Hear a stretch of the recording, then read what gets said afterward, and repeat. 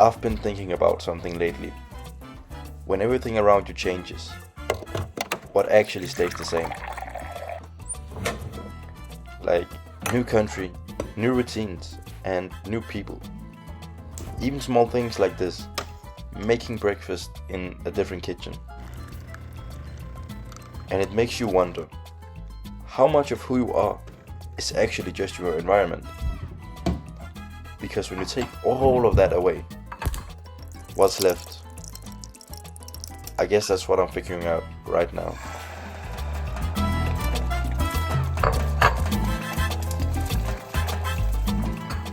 But before we jump straight into that, just enjoy my cooking skills, because I enjoy making food, and it's always important to start off your day with a good, healthy breakfast or leftover pizza.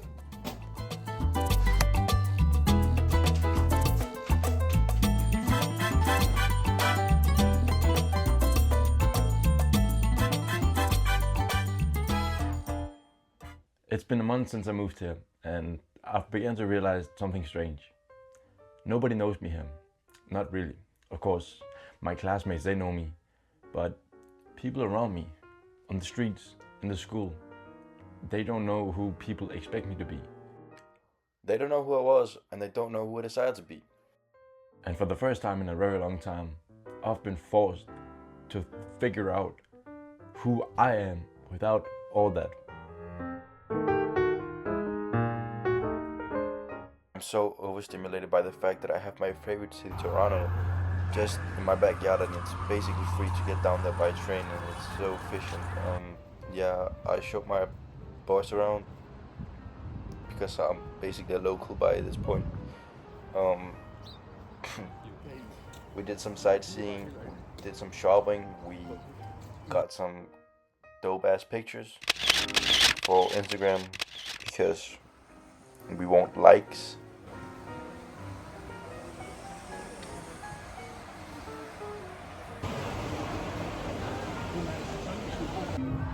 Oh yeah, and then we saw this. Crazy. And we found a Danish pastry house and found something that looked familiar but tasted drier than my phone is. When you leave everything that's familiar behind, you also leave behind that version of yourself that existed in that time and place in the world. Your routines, your reputation, your social life, maybe even your social status. And suddenly nobody is here to remind you of who you are. And it sounds freeing at first, but when you dig into it, it's also kind of uncomfortable, because now it's entirely up to you to figure out who you are and who you want to be. I'm not gonna lie, I thought moving here would make me this instantly disciplined person who wakes up at 5 a.m., reads books and becoming enlightened or something. But the reality is different. I still hit snooze, I procrastinate, but most of all, I'm still human. For example, this is what my room looked like the other night. Back home, my life was a bit too structured. I went to school, went to work, came back home, then went to the gym, then went to bed and did it all over again. Here I have more freedom. The gym is literally at the school, but this freedom is also dangerous because nobody forces you to do anything. I could just lay in my bed for 6 hours and just scroll, and I've done that maybe once or twice.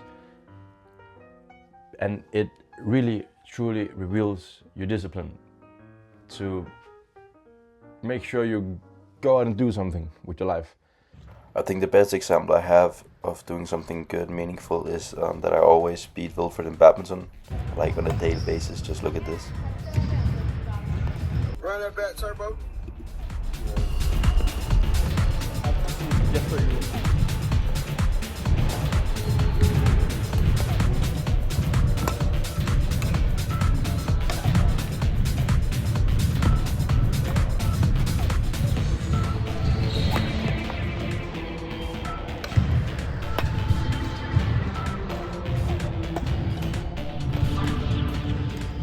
Run that back, turbo.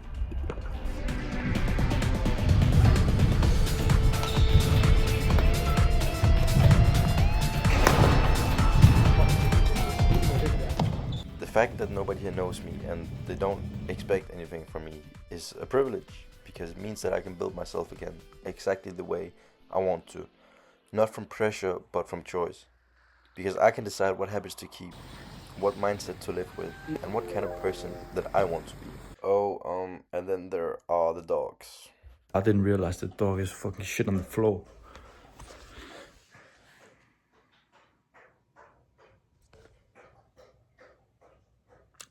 Yeah. I didn't move here to escape my life. I moved here to experience more of it. And in the process, I know it sounds like a cliche, but you don't find yourself in comfort. You don't find yourself in familiar situations. You find yourself in everything that is unfamiliar and outside of your comfort zone, when there is nothing to hide behind. And speaking of places where I can hide behind anything, the ice hockey rink. I don't know nothing about this sport, but I went to my first ever game and it was so fun to watch. But the highlight definitely came in the break, because the kids played sports. Oh, and you think this is funny and this is cute. It gets better. Just look at this. They got the kids to play bubble ball on the ice. I have never seen something this great. It was so peak.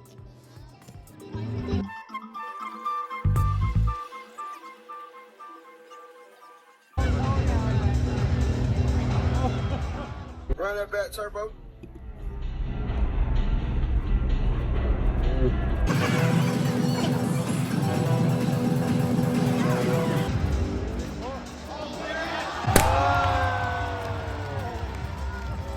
One thing that everybody has to understand is that nobody is gonna clap for you.